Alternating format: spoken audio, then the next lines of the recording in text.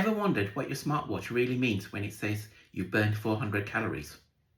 Welcome to Roots to Wellness, where science meets health. And in part 2 of my series on using your smartwatch to track your health progress when working out, I'll be using my own smartwatch data from a 1-hour cardio session in the gym to show you how the data can be converted to estimate the amount of fat and carbohydrates used up during a workout.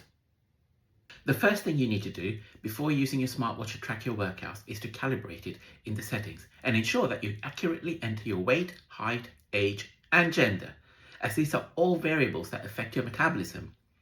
In addition, you should try to enter as much of the other detail as possible, such as how much water you drink on average each day, and so on, if these fields are there. A smartwatch like a Garmin can show a lot of post-workout stats, including the type of workout, the duration of the workout, your average heartbeat, which is a very important number as you'll come to see later, your maximum heart rate during the workout, and some devices like mine also keep record of your maximum heart rate ever achieved during previous workouts, and it uses this figure in calculating your progress. And in my case, this was 184 beats per minute, and this is an important consideration that can lead to variability in calculations later.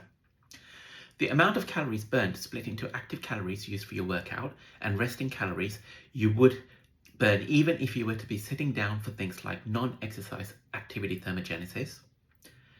It can even show estimated sweat loss, which is also a measure of your water loss, with 1 ml approximately equaling 1 gram.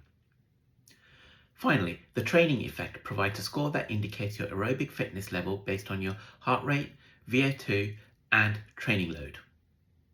The training effect estimates how each workout improves your aerobic fitness using a score. This number ranges from 0 to 5 and is based on how much your session increased your VO2 max, which is your body's ability to use oxygen efficiently. Think of it like this: the higher the number, the greater the training stimulus your cardiovascular system experienced. But bigger isn't always better, because each range serves a different purpose in building endurance safely and effectively. My device also provides useful charts.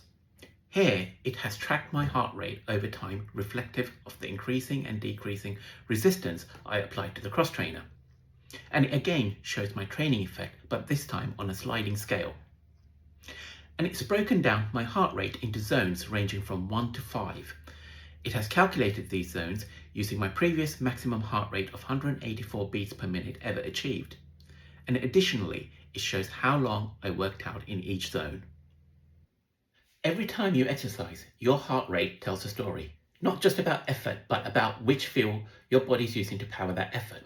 To make sense of that, we use heart rate zones, which are ranges based on your maximum heart rate. These zones are grouped in 10% increments, as you can see here, and each one reflects how your body's energy system contributes to your workout. At lower heart rates, your body has plenty of oxygen available, so it prefers to use fat, which provides loss of energy slowly. Then, as your heart rate increases, oxygen becomes limited, so your body switches to carbohydrates, which provide energy faster, but it can't be sustained for as long. This gradual shift from fat to carb metabolism as intensity rises is known as a crossover concept.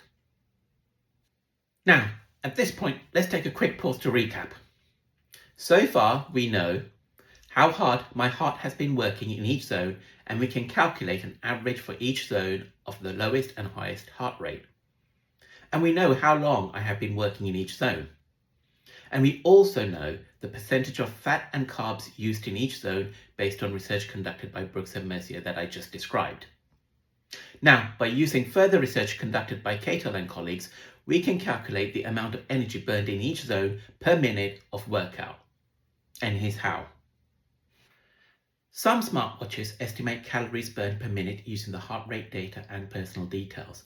And these values are based on validated research formulas, for example, by Cato and colleagues, that link heart rate to oxygen consumption. In case your watch doesn't provide this data, here's how you do it manually. The formula has to be applied to everyone individually, as there are gender, weight, and age differences that are unique to each person. For men, use this formula for each zone after you calculate the average heart rate within each zone. The formula used for women is slightly different due to gender differences in factors such as metabolism, and women can use this formula. Once you apply this formula to each zone, you'll have the energy used with each zone like I have here. Now let's take this a step further.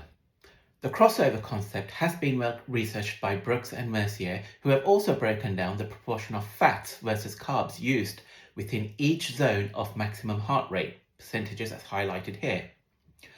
A close look at these ratios show that increasing workout intensity shifts metabolism from fat to carbohydrates, because at lower heart rates, muscles have enough oxygen for fat oxidation.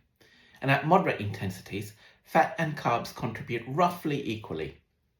And at higher intensities, zones 4 and 5, oxygen supply is much lower, and so carbohydrates are needed for quick energy release. Now we're in a position to calculate and quantify how much fat and carbs we burned during the workout in terms of calories and weight. By multiplying the time spent in each zone, the energy utilized in each zone, and the percentage of either fat or carbs that are utilized in that zone, we have the total calories burned from fat and carbs as shown here. You may notice that the total calories burned here is 343, but my smart devices previously stated 323. This is because these calculations are not an exact science, and there will be a degree of error or variation, and this is true for all scientific research. However, you have to admit that this is very close, and to put it into perspective, it's the difference of eating about half an apple. Now, what about fuel burn in actual weight terms, as many of you are probably more interested in this? Well, each gram of fat and carbs contain 9 calories and 4 calories respectively. So, by dividing the calories by 9 for fat or 4 for carbs, gives you the weight of each source burned. And in my case, this works out to be 22 grams of fat and 32 grams of carbs burned during my workout. Now, what does this workout mean for me? Because I indulged myself with a heavy meal the previous night, losing a little of the fat to balance what I ate would be good to maintain my healthy weight, but I also want to slowly improve my fitness. It shows that even though I wasn't in the maximum effort zone, I trained in my fat burning sweet spot. The right heart rate zone matters more than intensity for fat metabolism and weight loss. With an aerobic effect of 2.3, I maintained my cardio fitness and even slightly improved it. If I worked out in zone 5 or reached an aerobic effect of 5 or overreached, I would have been in danger of using my protein or muscle mass as fuel versus my glycogen and fat.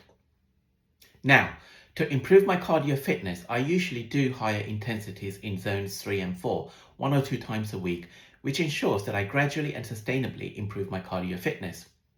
But I also put in some time, maybe 20 minutes in each workout, to do weight or resistance training to ensure I keep my muscle mass healthy.